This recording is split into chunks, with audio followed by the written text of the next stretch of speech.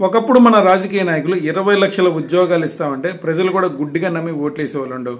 కానీ ఇప్పుడు రాజకీయం కంప్లీట్గా మారిపోయిందనమాట. ఇప్పుడు 20 లక్షల ఉద్యోగాలు ఇస్తామని అంటే ఎలా ఇస్తావు, ఎప్పటిలోగా ఇస్తామని క్వశ్చన్ చేసే స్థాయికి రాజకీయం ఎదిగిపోయిందండు. ప్రజలు అప్డేట్ అయ్యారు అనుకోవాలా, రాజకీయ నాయకులు మాట తప్పారనుకోవాలా? కొద్దిగా కామెంట్ చేయండి. ప్రజెంట్ ఆంధ్రాలో నడుస్తుంది ల్యాండ్ టైటిలింగ్ యాక్ట్ ఇష్యూ నడుస్తుంది అనమాట. ఒకప్పుడు అసెంబ్లీ సాక్షిగా ఇది ఒక మంచి చట్టం కితాబ్ ఇచ్చి ఆమోదం తెలిపిన టీడీపీ ఇప్పుడు దీన్ని బూచిగా చూపిస్తూ ప్రజలను ఎందుకు భయపెడుతుంది తెలియదు. ఈ ల్యాండ్ టైటిలింగ్ యాక్ట్ భూ యజమానులకి ఒక రక్షణ కల్పిస్తుంది, డబుల్ రిజిస్ట్రేషన్ జరగకుండా ఆపుతుందని అధికార పార్టీ వైసీపీ ఉంది. ప్రజలు నమ్ముతారా తెలియదు. మరి మీరేమనుకుంటున్నారు? కొద్దిగా కామెంట్ చేయొచ్చు కదా.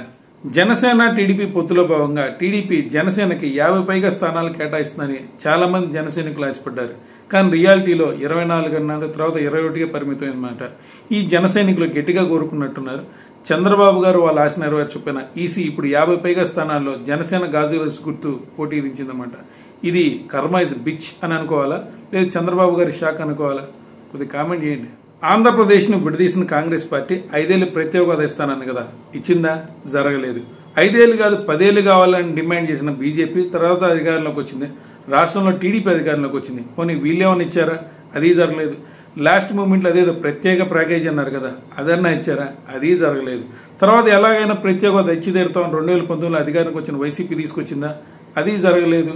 ఈ 10 ఏళ్ళ అధికారంలో ఉన్న బీజేపీ ఆంధ్రాకి ఏమైనా ఒరగబెట్టిందా? అది జరగలేదు. ఫైనల్గా మరోసారి ప్రత్యేక హోదా అంశం రాజకీయ అంశంగానుందనమాట. మరి ఈసారి ప్రజలు నమ్ముతారా నమ్మరా? కొద్దిగా కామెంట్ చేయొచ్చు కదా.